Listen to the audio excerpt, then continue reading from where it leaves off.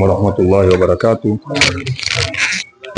Maneno yamemalizika, ustadhi wetu wamezungumza, japokuwa anasema ni mwanafunzi, si mwanafunzi, ni ustadhi.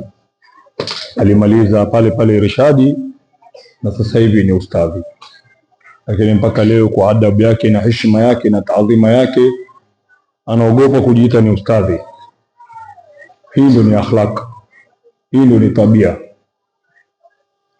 Mwenyezi Mungu alituhusia kumcha Mwenyezi Mungu alituhusia kumcha, na Mwenyezi Mungu alituhusia tuwe na takwa, na hii ndio ni takwa. Mwalimu akiwa amemaliza kusoma na bado hajioni kama ni mwalimu, hii ni miongoni mwa heshima ya hali ya juu mbele ya wazee, si mbele yangu, mbele ya wazee walioko hapa. Tumefurahi sana, maulidi yamekuwa mazuri, yamesomeka vizuri.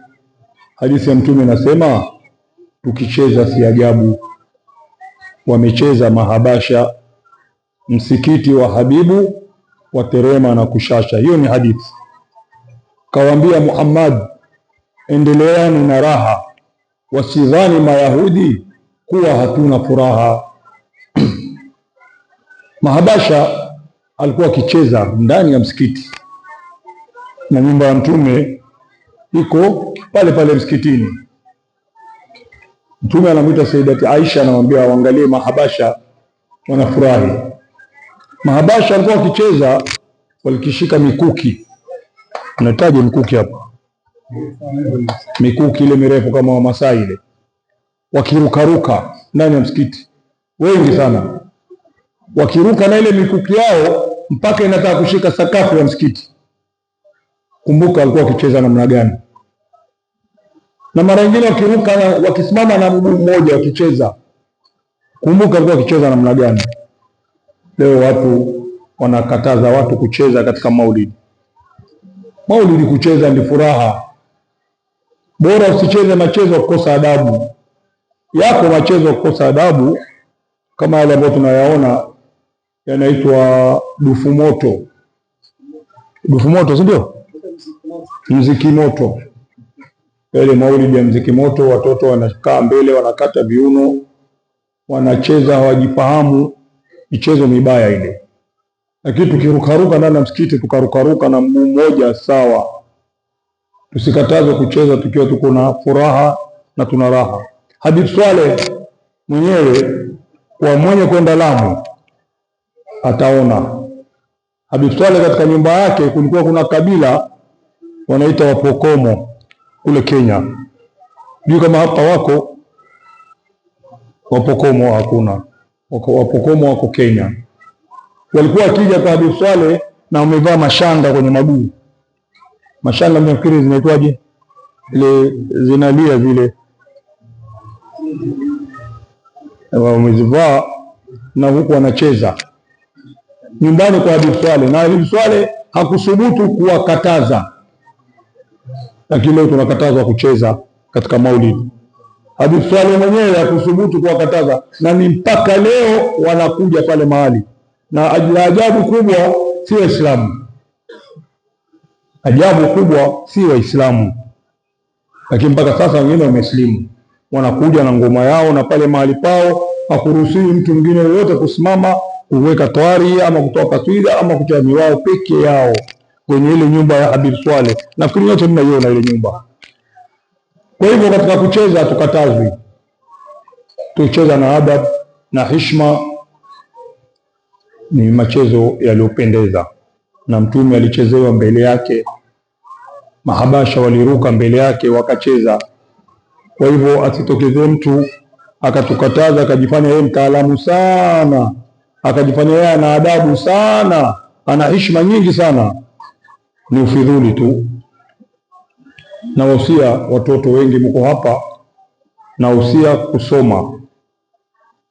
Kusoma ni jambo muhimu sana, haswa Qur'an.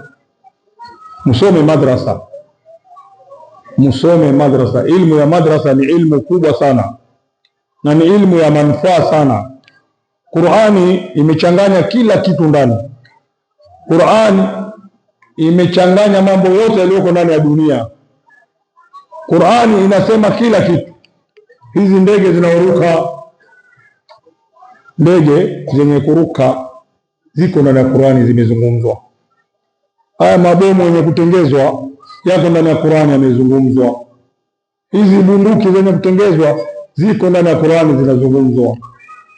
Mwangalieni kama ule ndugu yetu Muiran, yeye anasoma madrasa tu, watoto wake anasoma madrasa peke yake, Qur'an na elimu zote.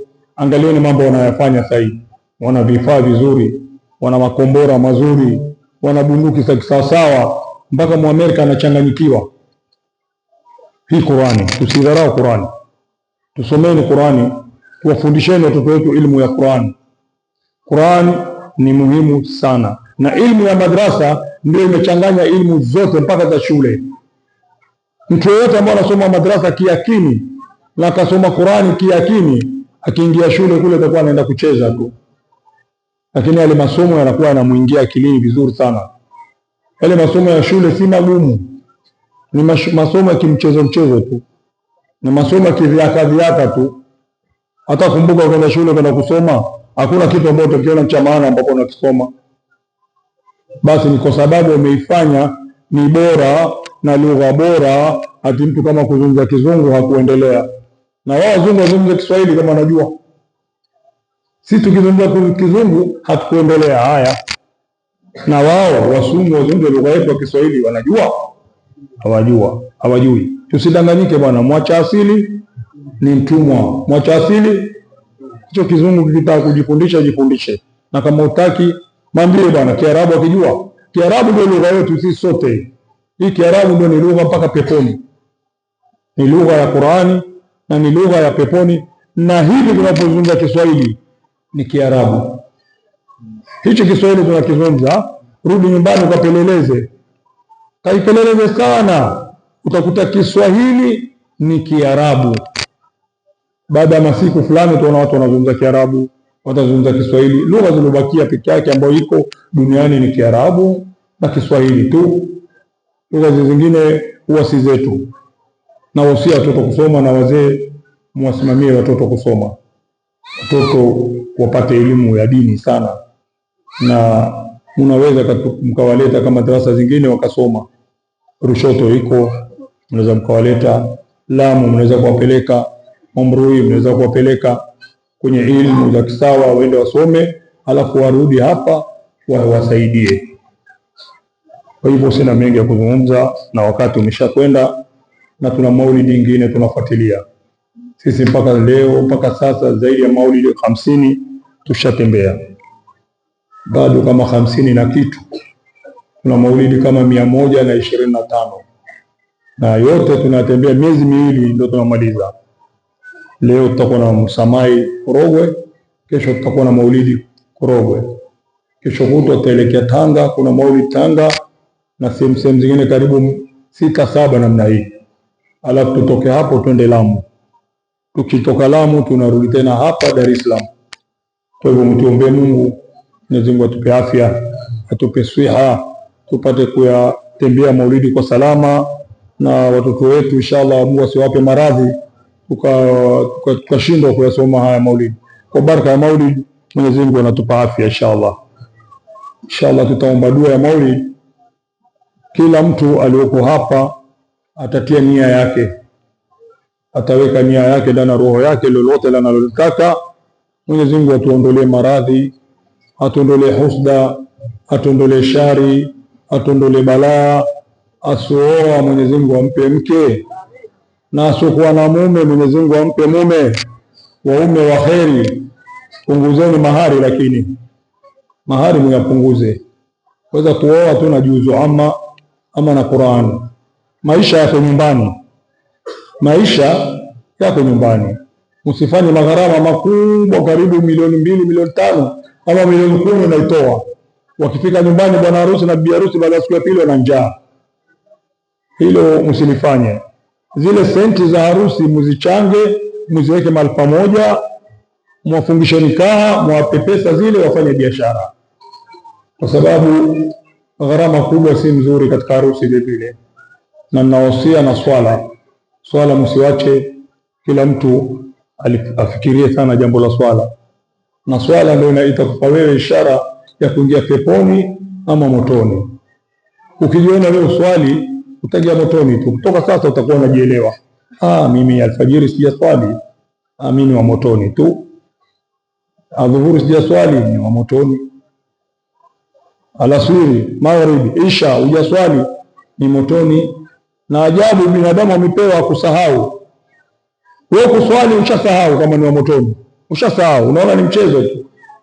Lakini nawaambia hakika, kama huswali huingii peponi. Hiyo nakwambia kweli. Kuswali ni faradhi, ni lazima.